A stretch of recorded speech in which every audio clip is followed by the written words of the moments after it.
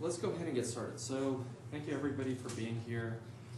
I'm going to try to spend about 30 minutes talking about the issues, the subject of today's informal roundtable, the political economy and legal contours of the Second Cold War. And then I'd really like to open it to questions, really engage in a healthy discussion on the issues. But before I do that, I wanted to make a few introductory remarks. So first, my motivation for having this event. This came together very, very quickly at Dean Aiden's suggestion. All of you have, I'm sure, been following the news and the unraveling political situation in the Ukraine. And most of you have also followed news reports and analysis that show that the U.S. is engaged in a new Cold War. So it's not just Cold War rhetoric, but statements by senior U.S. policymakers. Everybody from Secretary of State John Kerry to Michael McFaul, the former U.S. ambassador to Russia, all the way up to Obama, have made it clear that we have entered something akin to a new Cold War. So Michael McFaul wrote an op-ed in the New York Times a couple of weeks ago where he makes it plain that the U.S. is engaged in this Cold War against Russia. So we can think of the new Cold War as being the familiar U.S.-Russian standoff, similar to Cold War I. But we can imagine that there will also be significant spillovers. Just like the first Cold War was not merely a conflict between the U.S. and Russia, or in that case the U.S. and the Soviet Union, there was significant spillover manifested as hot wars in places like Korea, Vietnam, Afghanistan, and a number of other locations that saw heavy fighting, heavy human losses, that we can think of as hot points in an otherwise cold conflict between the two major superpowers. Just as then, there was significant spillover in the form of proxy wars with heavy human losses, so too are we likely to see similar proxy wars being fought in the new Cold War. And the most vivid illustration of that is the war currently being waged in Ukraine. We're going to qualify and define what we mean by these terms. War, hot points, cold flashes, and so forth. But going back to my motivation for having this workshop, I really see the purpose of our institution and myself as a law scholar as preparing our graduates for legal challenges they're likely to encounter after graduation. And this conflict is likely to be a dominant one over the next several years, certainly potentially over the next decades. So I feel that it's very important for our students to understand the gravity of the situation, and also important to allow members of our community, our distinguished alums, our faculty and staff to really engage with these issues. And those are, in a few words, my motivations. Now, a note about sources. So, as all of us know, the original Cold War was a highly politicized and polemicized conflict, which means that ideological conflicts permeated all levels of the policy discourse formation. We're talking about legal institutions, legal academia, journalism, and policymaking at the highest levels. Ideology influenced how scholars were able to conduct their scholarship. Whether you were seen as a communist sympathizer, seen most, or recalled most prominently in the Red Scare in the US. It influenced journalism, whether you were seen as, again, being a Soviet sympathizer in the press, or if you were towing the party line. And by extension, the same was true in the Soviet Union, whether you were seen as a bourgeois revisionist historian or legal thinker, or whether you were seen as a loyal Soviet journalist. Similarly, ideological conflicts have started to creep into the academy. As an example, I've been blogging on the unfolding situation in the Ukraine and have made several media appearances it's very easy for American scholars to have their work mischaracterized and to have an ill motive impugned to your intervention in this debate.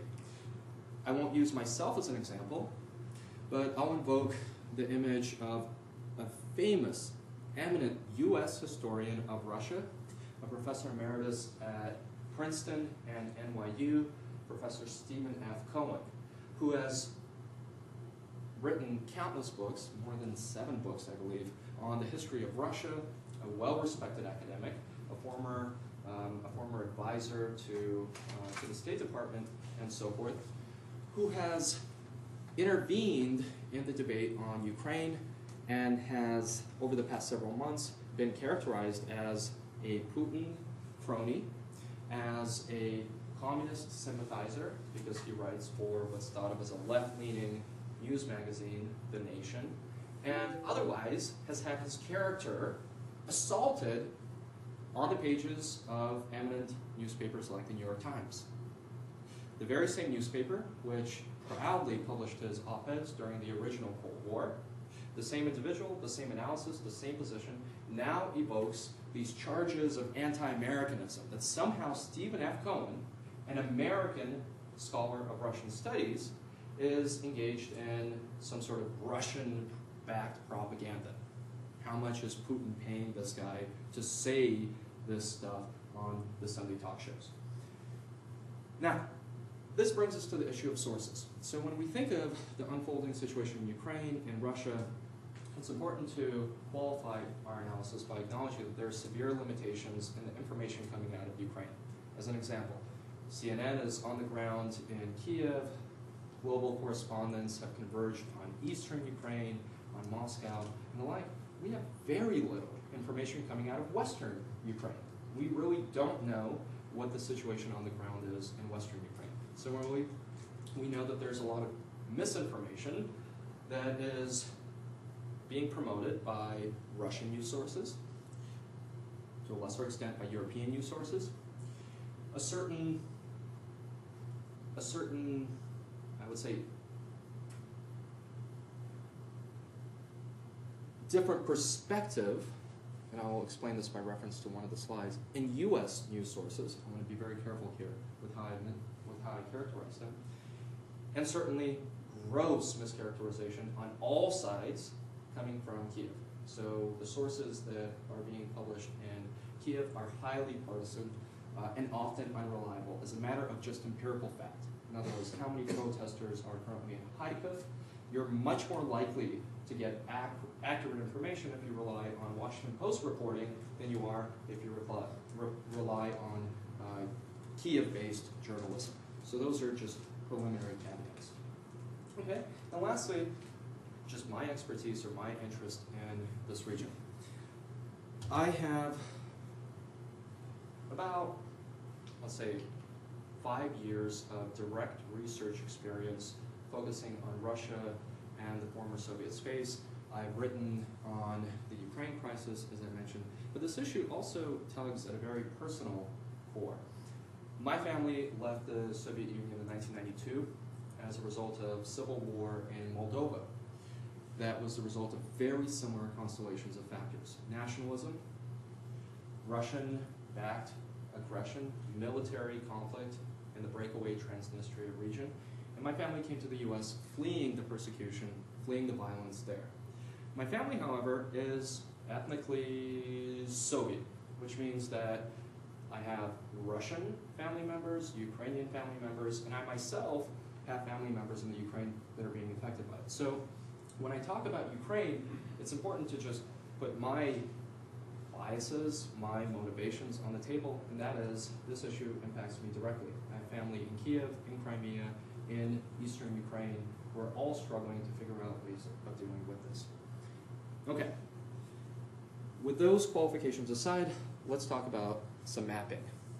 So this is an interesting story that was published in the Washington Post just a week ago that describes a study that was conducted by 3 Ivy League political scientists where they polled 2,066 Americans and asked them 2 questions. Whether they could identify Ukraine on an empty world map. And second, whether the US should intervene in support of pro-democracy movements in Ukraine. And the scholars then correlated these two. This is the magic of political science, statistical regression, and plotted this on the world map. And I think it's a useful starting point. And the conclusion is very simple. The less Americans know about Ukraine's location, identified in blue, people that think that Australia is Ukraine, or people who think that Alaska is Ukraine, or people who think that, I think this is around Nashville, maybe, is Ukraine, are much more likely to support US intervention in Ukraine, whereas people who do a pretty darn good job of approximating Ukraine's location on the map are far less likely to argue for intervention. Okay, this is interesting, and it sets the stage. Now let's talk about the political context and where we are today, April 14th, 2014. As we sit, it's safe to say that civil war has broken out in the Ukraine. There has been a separatist movement in Crimea, and Crimea has declared its independence and has been annexed by Russia. Just this morning, Google announced that on Google Maps, Crimea is now officially a part of Russia, and Google has lent its imprimatur of legitimacy to the annexation, even though it's still unclear that whether other countries will recognize it and so forth. As we sit April 14, 2014, violent protesters have seized government buildings in a number of East European cities, from Kharkiv, Donetsk, Dnipropetrovsk, all the way down to smaller regional cities. My family is in Poltava. The latest reports from Poltava, a city in the eastern Ukraine, show no seizure of government buildings, although over the past month and a half there had been attempts to seize the local administration buildings. So that's eastern Ukraine. We have the continuing protests on Maidan Square in Kiev, armed mobs of variously styled Ukrainian militias roaming throughout Kiev with assault rifles slung across their shoulders, and an unclear picture of the situation in western Ukraine, what we can think of as the nationalist heartland, or the Ukrainian, the traditional Ukrainian homeland, where overwhelming majority of the population speaks Ukrainian versus Russified Ukrainian or Russian as a major language. We really don't have any clear picture of what's happening in the capital of that region, which is Lvov. Okay. Against this backdrop, we've also seen a lot of very interesting international law responses. So, over the past 2.5 months, we've seen international law invoked by Russian leadership, by Ukrainian leadership, and by Western leadership to describe the process that's unfolding in the Ukraine. We can recall President Obama's condemnation that Russia is violating international law by supporting a referendum in the Crimea.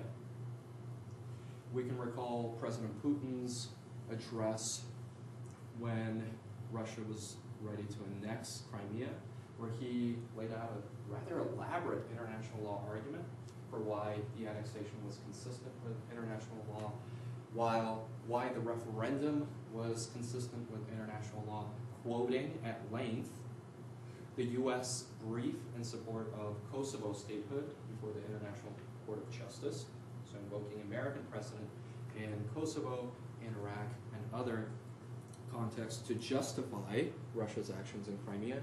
And we've also seen appeals from the Ukrainian Association of International Law condemning Russian action and asking for the support of Western international lawyers. We published a press release which was widely disseminated to in Western international law circles. Okay. Lastly, several days ago, the American Association of International Law convened its annual meeting and held a roundtable on Russia and the Ukraine, where they analyzed the international law issues and provided a more or less positivist account of what is happening in Ukraine. This means looking at the relevant treaties, at the relevant doctrines, self-determination in Crimea, and the doctrine of intervention as a way of analyzing Russian action. But the American Association of International Law, the American Society of International Law, has not taken a position, which means that international lawyers, like myself, are forced to add to the dialogue, add to the debate. Now, international law does have a much more elaborate way of describing the situation that's happening in the Ukraine.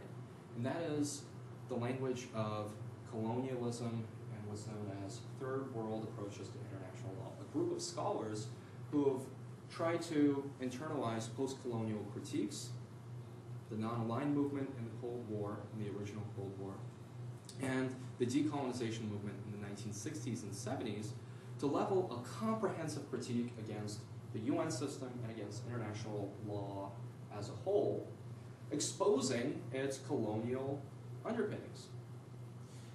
That could be one very useful international law framework. These are all international lawyers who are proposing these critiques. That could be one useful framework for considering the situation in the Ukraine, which is Russia acting like a colonial or an imperial power in its intervention in the Ukraine? Alternatively, is the US or EU acting in neo-imperial fashion when they support Ukrainian pro-democracy movements? When the Assistant Secretary of State, Victoria Nuland, shows up on Maidan Square in the center of Kiev and distributes cookies to Ukrainian protesters, or when Senator John McCain, former presidential candidate, and a group of senior US lawmakers travel to Kiev to stand alongside far-right neo-Nazi leaders to voice their support for pro-democracy movements. Could these interventions be seen as attempts to exert American or European imperial power in the Ukraine, in various neo-imperial forms?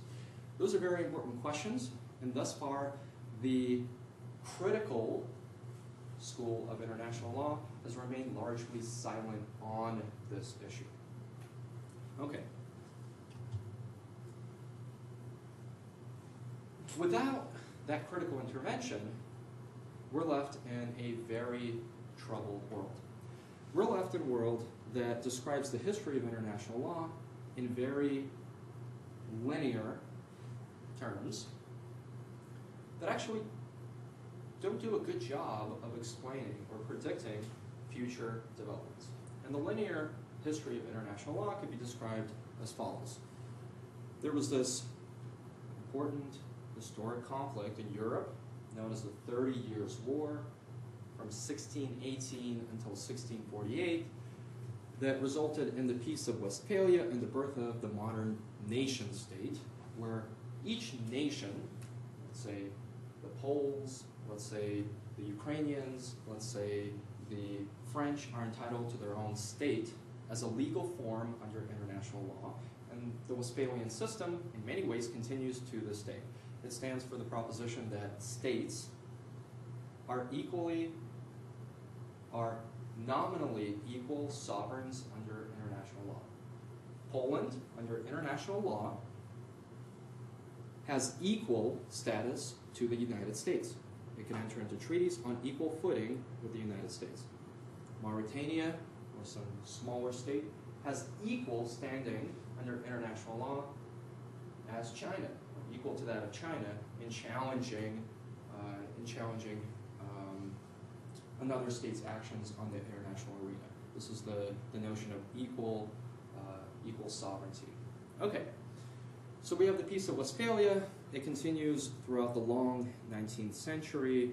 International law takes increasingly more technical forms. We have the development of entire new treaty regimes, international administrative law in areas like communications, transportation, international aviation law, international maritime law. And then a radical rupture occurs in 1917 with the Bolshevik Revolution. And for the first time in Western history of international law, an alternative system of international law is proposed by the Soviet Union. That alternative system was called socialist international law, and it argued that socialist states, states that were going through Bolshevik or socialist revolutions, were not bound by bourgeois or Western international law. They could find ways of cooperating if there was a need on particular issues, but that otherwise socialist international law operated as an entirely different system of international governance from Western international law. And that period of socialist international law lasted until 1989 with the collapse of the Soviet Union, leading to a return to a linear, coherent international global order. In other words, one international law that would govern relations between all states. As soon as the Soviet Union fell apart, there was no more need for a socialist international law. There would be just one system of law that would be unitary, coherent, progressive, and so forth. And it's captured nicely in images like the San Francisco Conference in 1945, the establishment of the United Nations in the Cold War, immediately before the start of the Cold War, but an institution that would be, throughout the Soviet Union, more or less inactive. An institution that could find ways or facilitate cooperation, find ways of facilitating cooperation on areas, but that was otherwise inactive. It wasn't able to resolve the war or prevent the war in Vietnam, the Soviet invasion of Afghanistan, and so forth. Okay. Against this background and against this vision of international law, another very important detour must be made, and that is to recall the Soviet recollection, or the Russian recollection of 1945. And this is this screenshot, which is a still from a Soviet film called There Once Was May. That's my translation of the film. And the plot of the film was post-war, post-Second World War Germany, and Soviet soldiers occupying a village in Germany and discovering over the course of the film a death camp, a concentration camp. And the soldiers, for the remainder of the film, struggle to wrap their minds around the idea of a concentration camp. Mechanized killings of thousands of people, and the inability to comprehend the vastness and the inhumanity, the barbarism of German action in the Second World War, which led to 20+ million Soviet deaths, which led to huge geopolitical losses for the European powers, and led to this realignment of the world order. So the way that the Soviet Union remembers 1945 is very, very important, because we see implications of that in the way that Ukraine is being discussed. Okay.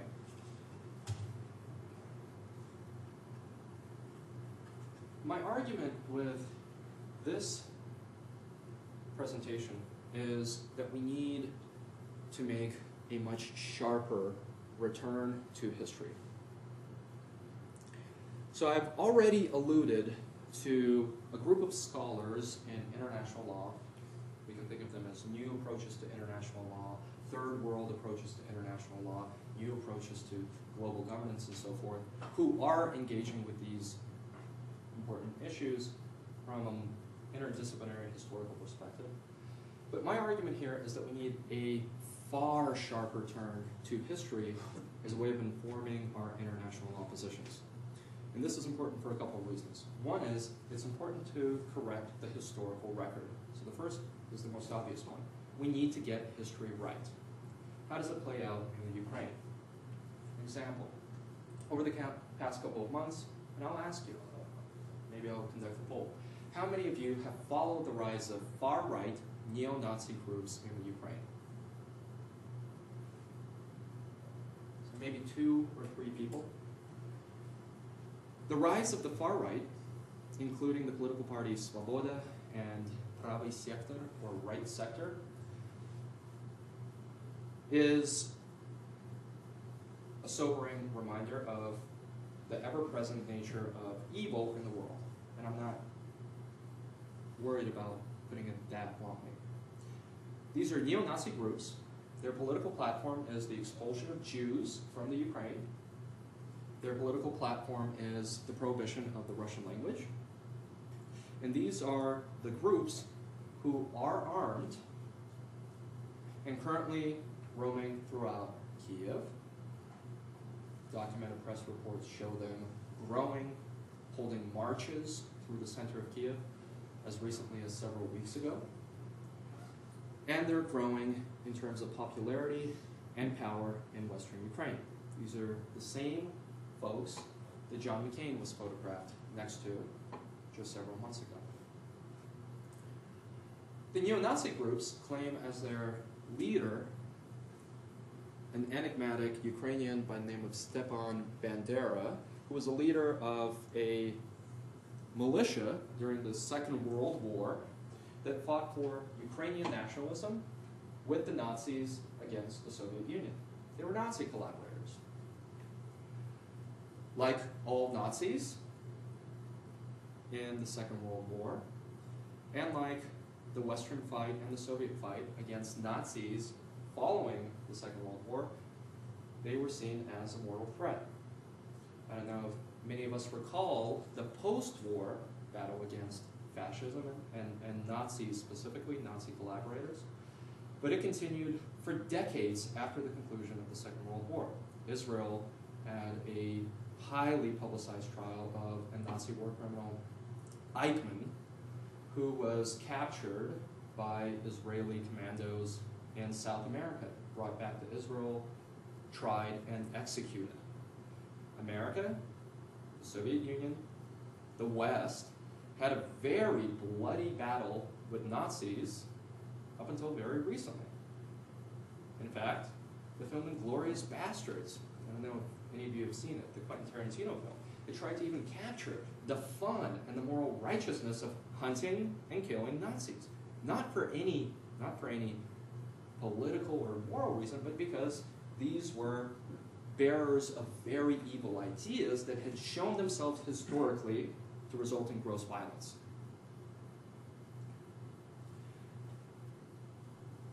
Understanding the neo-Nazi threat in the Ukraine remains one of the most important lessons and the most important takeaways from this type of presentation. The need to take them seriously in light of the shootings that occurred in Kansas City just several days ago, in light of the threat of global anti-Semitism, and in light of the potential for wide-scale ethnic cleansing in the Ukraine, which has, incidentally, a long and bloody history of pogroms against not just Jewish communities, but also other ethnic minorities. So that's an important lesson that needs to be taken into account, completely missing from the dominant discourse on Ukraine now. Second, making a far sharper turn to history and connecting what's happening now to Cold War allows us to study how domination or how empire works. We can do so by reference to trade deals. So recall that the Ukraine crisis started as a negotiation for Ukraine to enter the Eurasian Customs Union. Professor Kratsky, here on our faculty, Dmitry Titov, myself, we've written on this in the latest issue of the Memphis Law Review. Strongly recommend you to take a look at those articles. But we can look at trade deals as sites of domination, how countries exert dominance or power over other countries. We can look at investment, foreign direct investment, as a site of domination. So recall that in Ukraine, Chevron just several months ago had signed, I believe it's Chevron, had signed a large shale gas exploration deal. China, several months ago, had signed a large land lease deal with the Ukraine. So Ukraine and the developments that could be happening in Ukraine could be studied from the perspective of critical colonial studies. There's a lot of very exciting scholarship, a lot of methodology that has been developed over the past 20 years to allow us to do that. Third, why a radical sharp turn to history could help our analysis is it could actually make our analysis far more accurate and make it far better in terms of predicting the next steps. So right now I'm preparing an article serving as a basis for this talk called The Political Economy and Apolitical Economy and Legal Theory of the Cold War. And I have an intuition, it's as yet not fully fleshed out, but an intuition about why the Cold War is being fought. The all-important question of why are we engaging in this bellicose rhetoric? Why are we threatening one another with nuclear war potentially, and so forth? What are the driving forces? What are the dynamics behind this Cold War? Historical analysis, or historically informed international law analysis, can do a far better job of answering those questions than just positivist international law analysis that is looking at treaties, looking at dominant treaty regimes, and so forth. Next, it allows us to understand perennial blind spots and ambiguities. An example could be the ambivalent relationship between global political elites and the far right as a blind spot or an ambiguity. Why, and the question could be phrased like this, why, if we had such a long and deadly war against fascism in the 30s, 40s, 50s, 60s, and 70s, why all of a sudden are we embracing, or seem to be embracing, far-right political parties, not just in the Ukraine, but the growth of far-right parties throughout Europe? That could be a perennial blind spot or ambiguity that this type of analysis helps to answer. And then lastly, it just makes for better scholarship. It's much more policy relevant. Okay. Last points. Hot spots in the new Cold War. There's been very little scholarship done connecting the developments in Syria, connecting the developments in Libya, connecting the developments in the Ukraine together in a coherent narrative of East-West standoff. My intuition is that there is a lot more continuity and a lot more interconnectedness between these conflicts than is currently acknowledged in Western accounts, Western journalistic accounts, and Western policy accounts. Example, with Syria. As we recall, over the course of last year, Syria suffered an unprecedented chemical weapons attack on the city of Homs. The US was threatening to intervene in Syria. The Obama administration had its hand on the trigger, ready to launch US warplanes into Syria. The last-minute decision to avoid the bombing of Syria, yet another Arab country in a region where we have already overextended ourselves, I would argue. The decision at the last minute, at the 25th hour, was in large part due to the efforts of Russian President Vladimir Putin, who helped negotiate the voluntary surrender of Syria's chemical weapons to international observers. And over the course of last year, we even studied this issue in our public international law class. Syria acceded to the Chemical Weapons Convention, agreed to voluntarily surrender their chemical weapons as a way of preventing an intervention. US laser-guided missiles falling on Damascus. Another important connection between Syria and the Ukraine, or Syria and Russia, is this. Russia has a naval base in Syria, but more importantly, there have been documented episodes of Russian and Ukrainian militias of all political stripes fighting within Syria. So we can already connect the pieces between Russian, Ukrainian militias and the ongoing conflict in Syria, which is being supported militarily, at least, by Russia. On the one hand, the Damascus government, the Assad regime, is being supported by Russia in terms of technical assistance, intelligence assistance, likely arms shipments, and so forth. And on the other hand, we see that the opposition in Syria is being supported by the United States. Press reports show that the U.S. is supplying opposition parties with weapons, technical know-how, and this is done either under the aegis of the CIA or perhaps other U.S. assistance programs, which raises the following question. Is Syria perhaps the Vietnam War of the Second Cold War? Because in terms of the orientation of the parties, Russia as one aspiring superpower, the U.S. as a true global superpower, fighting through proxies in a place like Syria.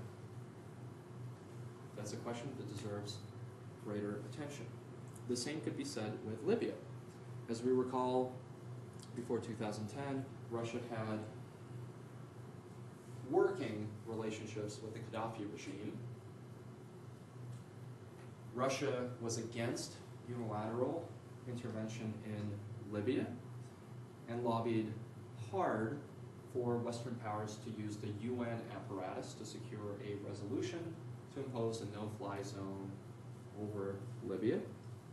The United Nations Security Council did authorize that resolution, but following the tragic events in Benghazi and the assassination of a U.S. ambassador, the U.S. decided to, with multilateral NATO partners, decided to go beyond the original authorization of the no-fly zone to actually conduct bombing campaigns in Libya. Could Libya, as an example, be seen as another proxy war in this global contest of power between the US, the UK, or the US NATO, and other parties? Other possible spots for proxy wars or hot conflicts. Israel-Palestine. We've seen how over the past 2 years the Obama administration had worked diligently to secure a lasting two-state solution to the Israeli-Palestinian conflict, which has been ongoing since Israel's founding. In the past 2 weeks, we saw the collapse of those talks and a return to the status quo, which is non-recognition of Palestine as an independent state and continued threats of terrorism from the West Bank into Israel, continued war, continued hostility between Palestine and Israel. We can recall that during the original Cold War,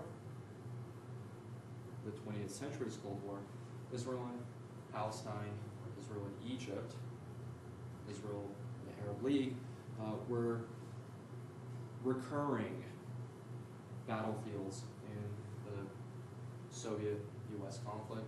Perhaps we're likely to see escalation of those conflicts in the next several months, years, potentially decades. And lastly, Iraq and Afghanistan.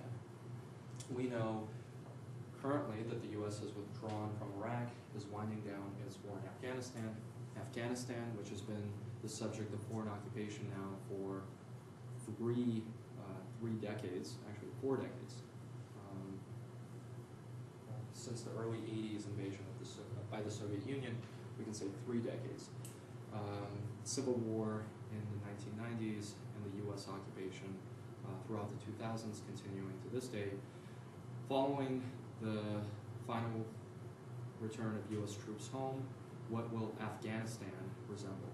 With battle-hardened Taliban leaders who have fought against the Soviet occupation, who have fought for a decade now against US occupation, what are the likely spillover effects, what are the likely blowback implications from Afghanistan, which sits geostrategically in the Central Asian, Middle East, East Asian, West Asian region. And lastly, Iraq. Iraq, which now can be thought of as normalized, on the other hand, can be thought of as going through a continuing civil war in its own right. Russia has investments in Iraq.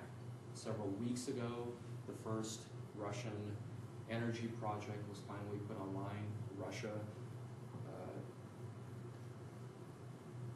has oil fields in Iraq. Russian companies have a presence in Iraq. What is Iraq likely to look like following the removal of U.S. troops? Could it collapse into a hot war as well? Lastly, deterioration of EU-Russian relations, the suspension of the South Stream gas pipeline from Russia, which had started, which was under construction in 2012, due to be completed and operationalized in 2018, has now been put on permanent hold. So this would have been a gas pipeline bypassing Ukraine, taking Russian gas from the Black Sea ports all the way to Bulgaria. That pipeline has been suspended. We've seen developments over the past couple of days, threats by Russia to suspend gas deliveries through Ukraine. This could sink the world into a new Great Depression if energy prices go up, if energy transit to the EU is blocked somehow. And then lastly, and this is a cheery note that we can close on, I'm being completely sarcastic, is a deterioration of bilateral U.S.-Russian relations. Several months ago, Russia announced that it could invoke the force majeure provision under the New START Treaty. The New START Treaty is a bilateral nuclear arms reduction treaty between Russia and the U.S. It was a very hard-fought victory to secure that treaty, to replace the original START series of treaties, START 1 and START 2. If either party suspends inspections or suspends the elimination of nuclear weapons pursuant to that treaty, we could see the escalation of a new arms race in nuclear weapons, and as well as a new arms race in new technologies. Drone warfare, cyber warfare, and lastly, space warfare. Okay.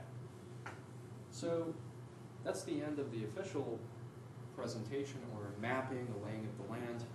And here I just want to close with some questions for all of us, which is, what should be the role of international lawyers or of students of international law? What should be the role of lawyers generally? What should we do, the folks who are in this room? And there are a couple of things. One is avoiding further politicization, partisanship, and division. So I invoked the Stephen Cohen episode earlier in the presentation.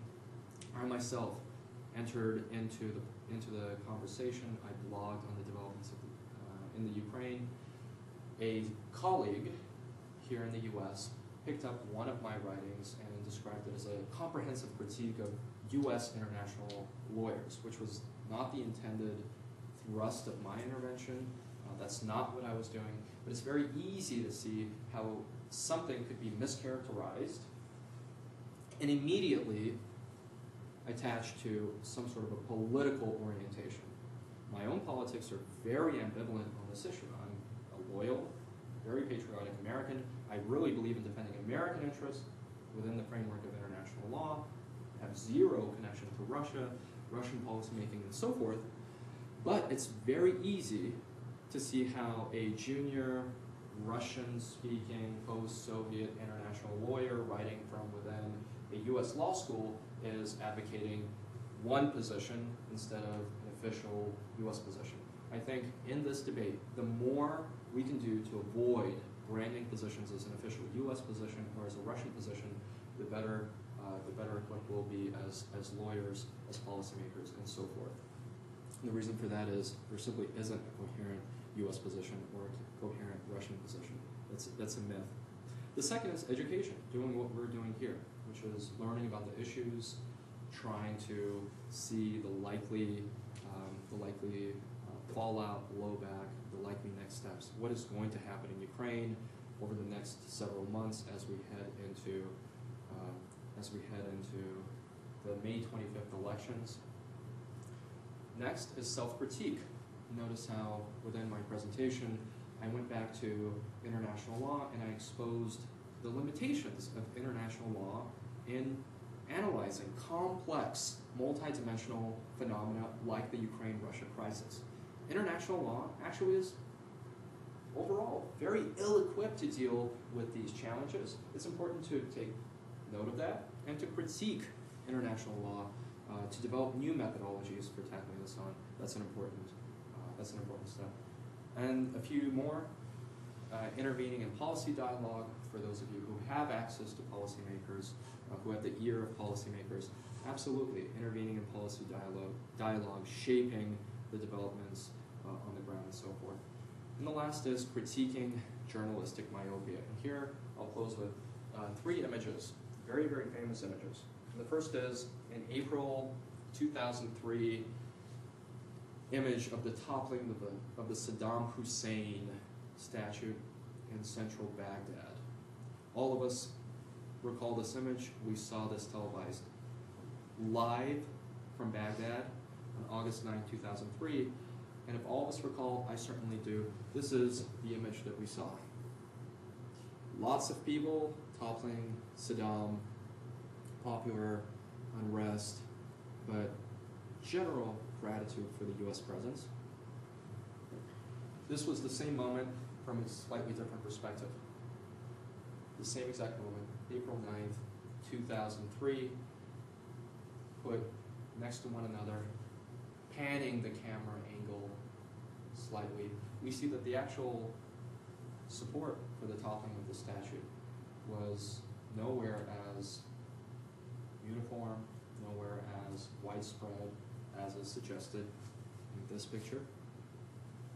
And here's the same square just 4 years later, April 12, 2007, at an anti-occupation protest, protesting US occupation of Iraq.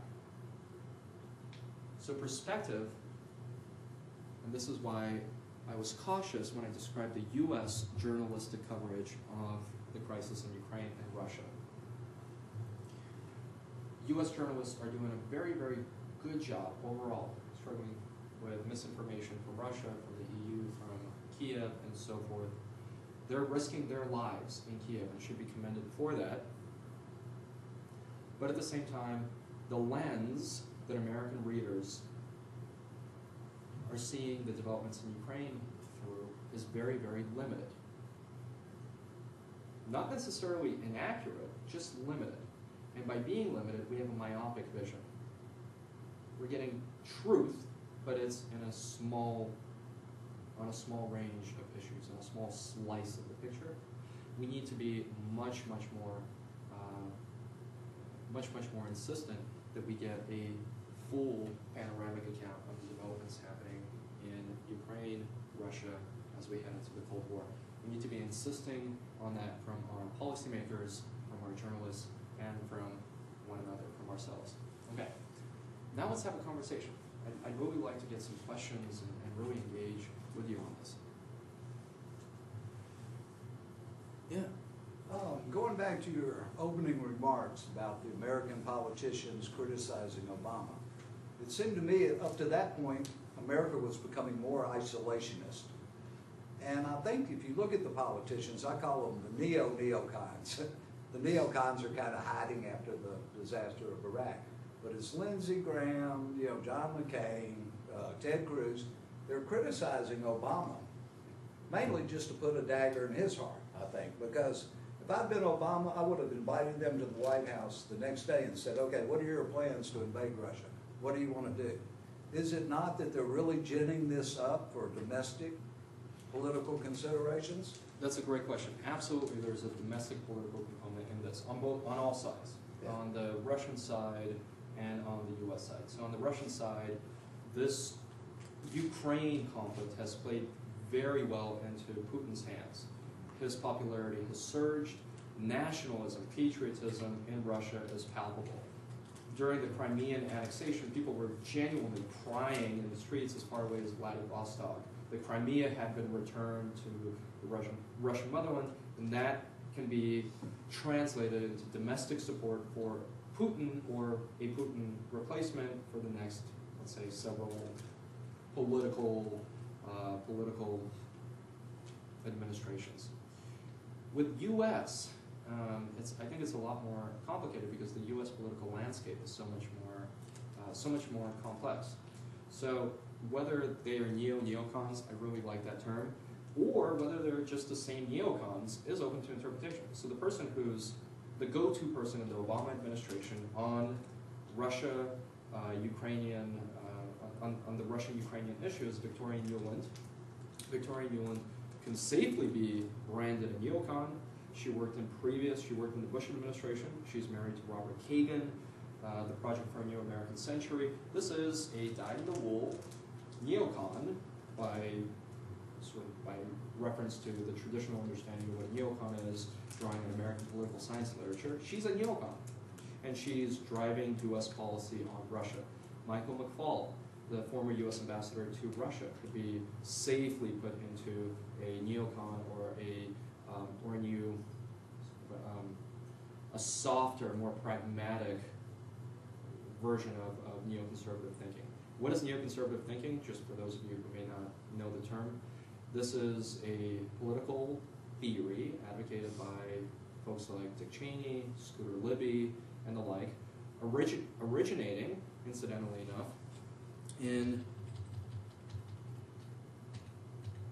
with the fall of the Soviet Union, and not just in 1989, but in 1991, 1992, Scooter Libby penned a famous internal top-secret memo, defense planning document, where he laid out plans for total U.S. Domination, U.S. sole superpower-dom, or what's known as full spectrum dominance, where the U.S. would be the dominant global force, militarily, economically, culturally, and so forth and so forth. So, is that one of the dynamics that's driving the new Cold War? In my intuition, the answer is absolutely yes. Do you think if we had a more right-leaning president at this point that it would be kind of like a Monroe Doctrine that, Crimea for Russia and let them solve their problems? Or do you think these neocons would still be coming out of the woodwork to want some kind of intervention or sanctions? Or Great question. So this is slightly outside my area of expertise, but I have my intuitions, and I can, sort of going off script slightly, I can share my views. If we had somebody like Rand Paul, who voted against U.S. aid, so this is another aspect, how this influences all of us domestically. Right now, I don't know if everybody in the room knows this, the U.S. authorized $1 billion aid package to the Ukraine. So our taxpayer dollars are going to support Ukraine, whatever that is. And I, having made the introduction with family in the Ukraine, I really don't know what that is. I, as a legal scholar, don't know what constitution is currently in effect in the Ukraine. I don't know who effectively controls the Ukraine.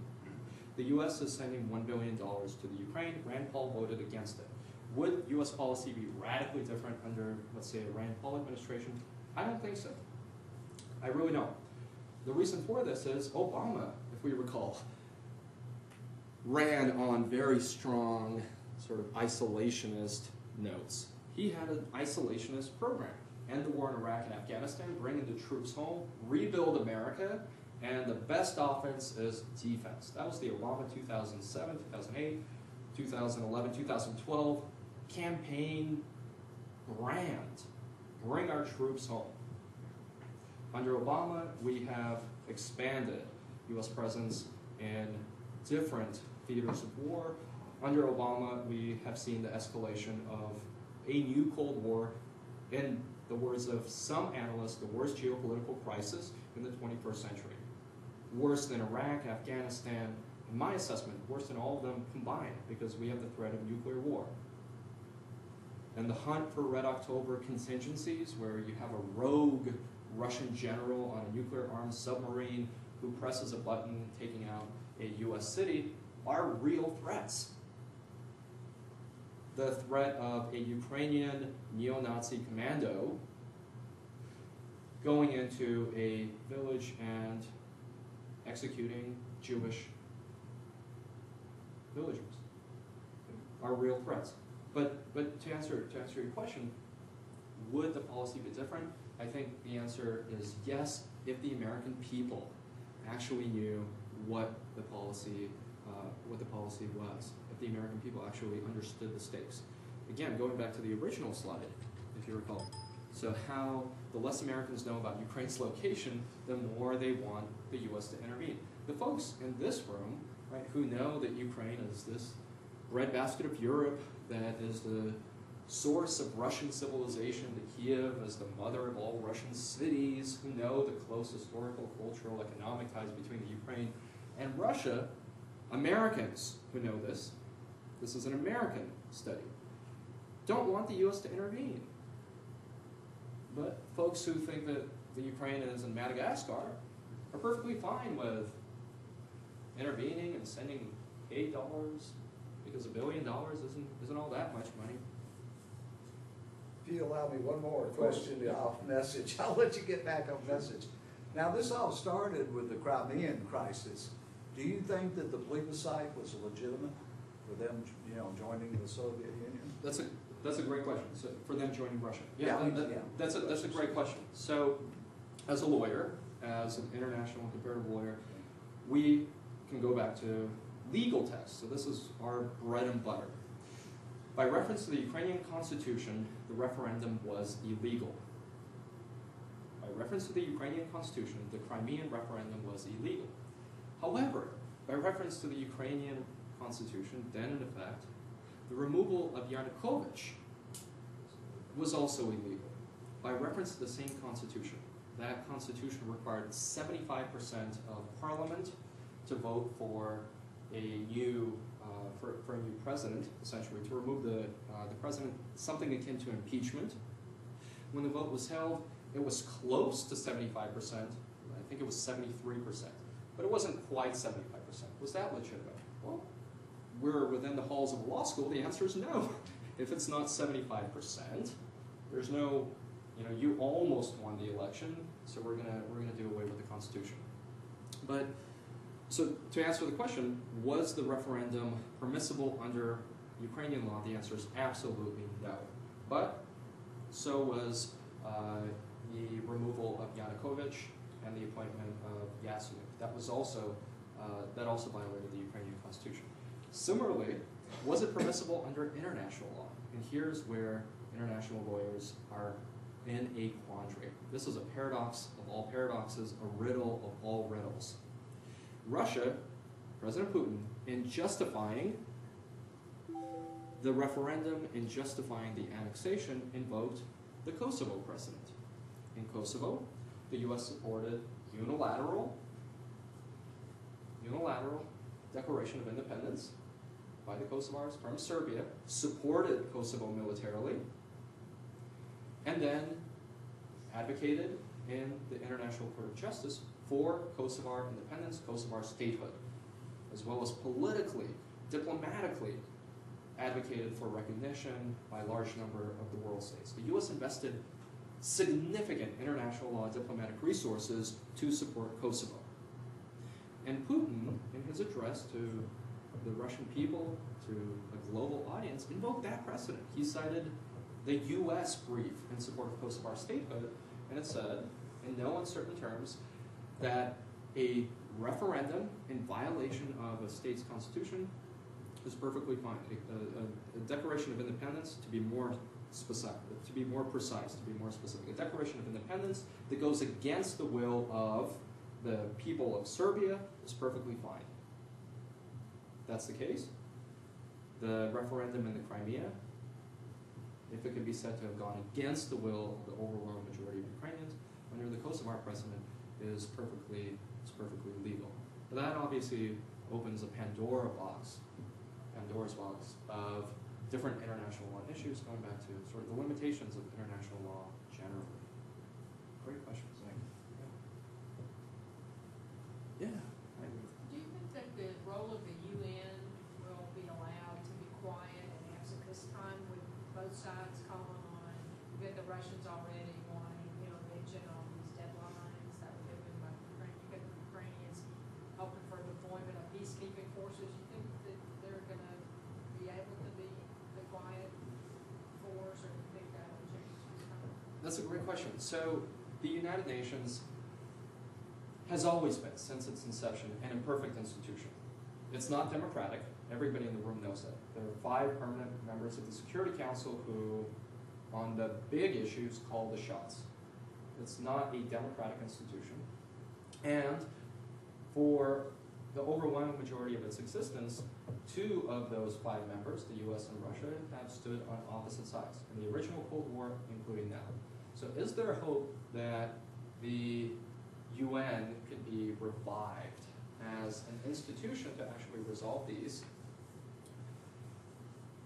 I would say, is there hope? Yes, I think we should all hope for that, sort of peaceful resolution of disputes, but it's increasingly unlikely. Aside from the UN Security Council, the UN General Assembly, just 2 weeks ago, or less than 2 weeks ago, held a vote on Ukrainian territorial integrity, but on the Crimea issue, whether Crimea belongs to Ukraine. Overwhelming majority of states, so the General Assembly could be thought of as a House of Representatives of the world. Overwhelming majority of states voted to support Ukrainian territorial integrity, so against the Crimean secession. But 11 states voted against Russia's allies. But as important, I think it was 58 states abstained from the vote. So just like in the Cold War, we saw the emergence of the non-aligned movement, states like India, China, a number of former colonial states who formed a political bloc, the non-aligned bloc, and were able to use that political bloc to get some concessions from the Western and the Soviet bloc. So too, we could see the emergence of a non-aligned bloc, either within voting at the UN General Assembly or more generally, just diplomatically. That's going to be very interesting. UN General Assembly resolutions are not binding; they don't have the effect of law, so Russia isn't obligated to follow them. But the UN voting patterns are very useful. They show the trajectory of development. Good question. Others? Yeah. So is this new Cold War between the United States and Russia, or does it include China, India, Iran? Because I think if you ask Chinese, they would say we compete with the United States economically, we compete geopolitically, but there is no Cold War. It's business. Sure, that's a great question, and you're asking me to again go slightly into more of the theory, what my intuition is, what I think is likely to happen, and I'm willing to do that. So everyone in this room is a trusted friend. I know every single one of you, so thank you for being here. Correct. I don't think the new Cold War is a U.S.-Russia Cold War. I think that's the key difference between the original Cold War I and the Second Cold War. The Second Cold War, in my understanding, is a war of Western liberal capitalism, private organizations, capital, production companies, energy companies, global capitalist firms, the BPs, Chevrons, Coca-Colas, IBMs, and so forth, multinational constellations of subsidiaries and agents and distributorship networks and so forth, against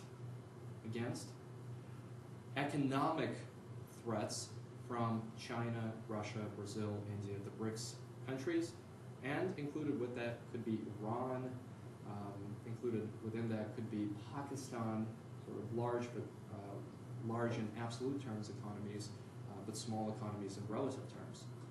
So we have, just like in the original Cold War, if we peel back the layers, or to use the Russian metaphor, the nesting doll, right? If we open up the different layers and we start with the political and sort of the cultural, right? And the language differences and the historical differences, and the different ways that we remember the World War II, right? Americans remember World War II in very heroic terms, and justifiably so, storming the beaches of Normandy, fighting for European liberty, and so do Russians, but their view of World War II is actually not the same. They have really different views of World War II. If we peel all of that back, the original Cold War was actually an economic war. It was Western liberal capitalism against communist forms, represented by China, Russia, and other communist states, Yugoslavia, and other communist states. It was an economic war. Recall, during the Cold War, the two blocs did not trade with one another, with the exception of small volume trade in commodities, oil and gas, and so forth, diamonds and gold, perhaps. Other than that, there was no Coca-Cola in Russia, and there was no Philips or General Electric in Russian markets, nor were there Soviet-made goods, Soviet watches and so forth. The Soviet Union made televisions and radios and so forth, yeah, with questionable relative quality, but that's not the point. There was no trade between the Soviet bloc and the Western bloc. For all intents and purposes, it was an economic blockade. The world was literally split into two separate economic spheres. Similarly, the Second Cold War could be thought of in the same terms. So we have, geography is completely ill-equipped to deal with this. So we have, if we can imagine a globe, we have a globe that has this fluid network of multinational corporations and private banks, financial capital flows that are incredibly fluid. Within a second, we can transfer billions of wealth or billions of dollars worth of services or goods from one part of the world to another. Commerce now is conducted at lightning speed. But Western liberal capitalist firms are showing signs of structural problems. What do we mean by that? Well, they dump oil in the Gulf of Mexico, the BP Gulf Water Horizon spill, and then have billion-dollar settlements against them. They cause mortgage meltdowns and the subprime mortgage crisis, which leads to an economic crisis. They engage in a lot of unscrupulous behavior. We have entire legislative schemes set out to combat that, the Foreign Corrupt Practices Act. They engage in human rights violations and so forth. Western liberal capitalist firms have structural problems within them. On the other side, we have state capitalist firms, China's Sinopec, Russia's Gazprom, and so forth, that are showing themselves to be viable players in the global marketplace. So we mentioned earlier that Russia has its oil and gas firms in Iraq. Okay? They're showing themselves to be competitive, but the key distinguishing feature between the state capitalist firms and the Western liberal capitalist firms is state capitalist firms have access to the government. They're state-owned enterprises. They have access to the Chinese military, to the Russian military, to the Indian military, to the political process, to the administrative process, to the adjudicatory process, and so forth, versus Western capitalist firms, which don't. So, the battle is the age-old battle for control of markets, resources, and distribution chains. Battle for markets, geography, resources, inputs, oil, gas, raw resources, timber, cotton, and distribution chains, waterways, airways, how we get goods to market. That's the age-old battle. That's been the basis for war since the dawn of civilization. It was the basis for war in the 20th century. It's the basis for war now. Now that we've breached this, leads us to a very commonsensical observation. If this theory is true, that's a big if, right? So if this theory is true, why not simply openly talk about it? Be intellectually honest with ourselves, within the academy, and simply admit this. This is a battle between Western liberal capitalism against state capitalism, and you know what? We're gonna win, because Western firms are more efficient, they're more innovative, they are more flexible, they're more profitable, and we're gonna make sure that we do everything possible to get you to play by a same set of global rules, and we're gonna win this war, just like we won World War I, World War II, the Cold War. We're gonna win this one. Simplifying, obviously, greatly, but why not? Why not open up the stakes, be intellectually honest? I don't see a threat to that at all. I see only added benefits. Other questions? I really want to hear from the students. What do you think of it? How are you struggling with this, with understanding the events, with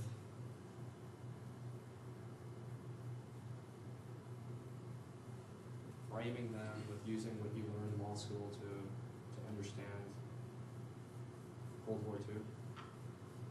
One of the things that's really, really remarkable for me is reflecting on the fact that a lot of incoming law students, class of 2017 and so forth, these are students, many of whom were born after 1992. It just occurred to me. We're beginning to have students enter law school, not just here, all across the country. It's just a generational shift of students who actually don't remember, who were not born during the original Cold War. So they may, and I've heard this said so many times by students, they may well equate the Soviet Union with Nazi Germany. That's a common misconception among the new generation of students. They think that Nazi Germany was ruled by a guy named Hitler and was bad and evil, and the Soviet Union was ruled by an evil guy named Stalin and was bad and evil, and we fought Hitler to the death in 1945, and we fought the Soviet Union to the death in 1989, 1992, and we were the victors, and now all of a sudden there's a new Hitler in the form of Putin. Authority for that argument? Hillary Clinton, former Secretary of State of the United States of America. That is a dangerous narrative trope. That's a dangerous line of argument.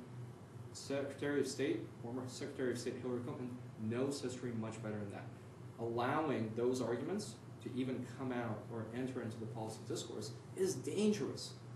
It's extremely dangerous. The potential of irrational blowback, the person pulling the trigger, or a drunk Russian or Ukrainian soldier taking unilateral action against the orders of superiors is too great.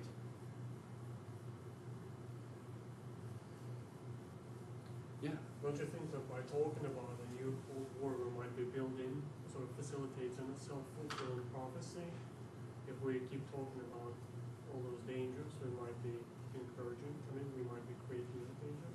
Absolutely not. No. That'd be the same as saying in 2003 we needed to just go along with the fact that we're building democracy in Iraq and not question the motivations of the Bush administration because we're bringing democracy. And look, there are people who are happy toppling Saddam Hussein's statue and they're embracing American troops. And the war is going to pay for itself. We're going to have Iraqi oil reserves pay for our war. So let's just not question it. I went to law school, started law school in the fall of 2002. I went through law school. With 3 years of this thinking. There wasn't a single event, and I went to a fine law school, there wasn't a single event that really talked about the legal contours of the Iraq War. And as a consequence, just years later, we discovered that our motivations, our pretext for going into Iraq was actually trumped up charges, trumped up pretext of the existence of weapons of mass destruction, which George W. Bush was later forced to acknowledge. They didn't exist. At a loss of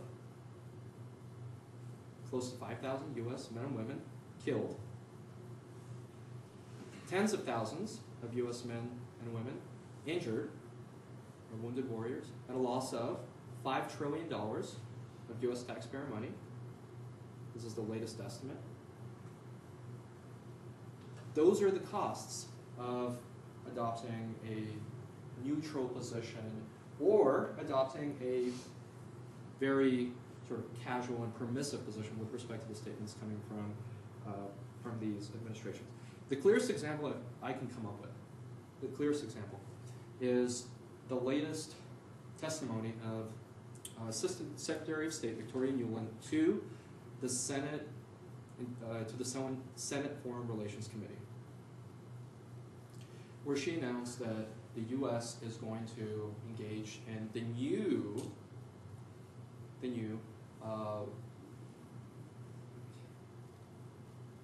chapter of this war in the Ukraine, and Victoria Nuland called it a truth-telling campaign. Now, anytime in the past, let's say 10 years, that a senior U.S. administration official has testified to Congress, whether we're talking about Director of National Intelligence James Clapper, whether we're talking about America's ambassador to the UN, John Bolton, whether we're talking about Colin Powell, whether we're talking about Condoleezza Rice, whether we're talking about, the list goes on and on and on, every single time they have testified to the Senate Intelligence Committee, after the fact, as a result of WikiLeaks, as a result of Snowden disclosures, as a result of just good journalism, we find out that we have not had the full story. Crosses partisan lines. This is not a Democrat or Republican issue. The American people are not getting the truth. So when we have a person saying that we're going to have a truth-telling campaign on Ukraine, that should be automatically suspect. We should be very, very suspicious, right? Logical sort of conclusions. If we need a truth-telling campaign, well then, have we been lying this whole time? Why do we need a truth-telling campaign? What exactly is this truth-telling campaign? And so forth and so forth.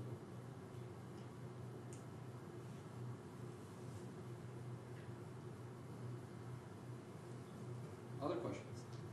Yeah, Mr. Boykin.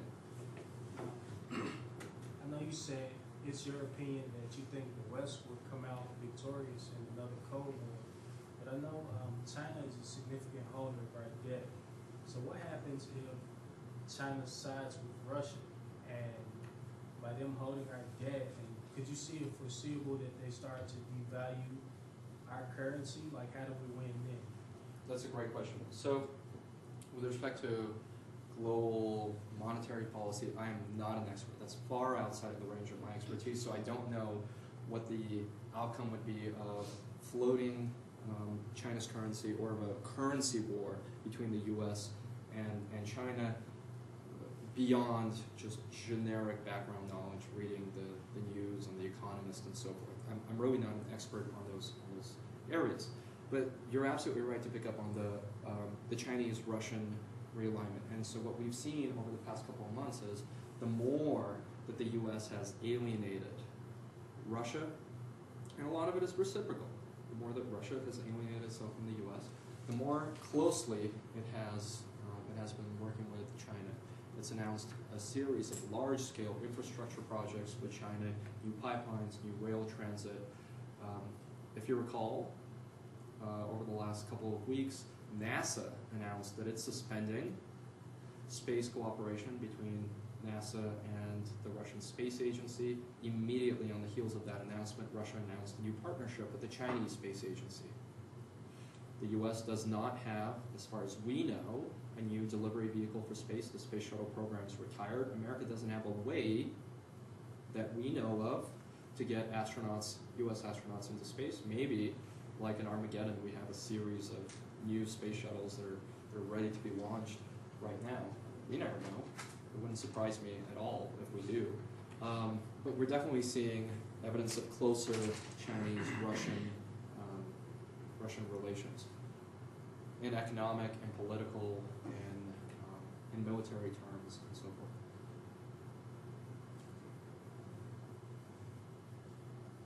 All right, well, thank you so much for being here. I realize this is the end of the day. I really, really appreciate it. Thank you.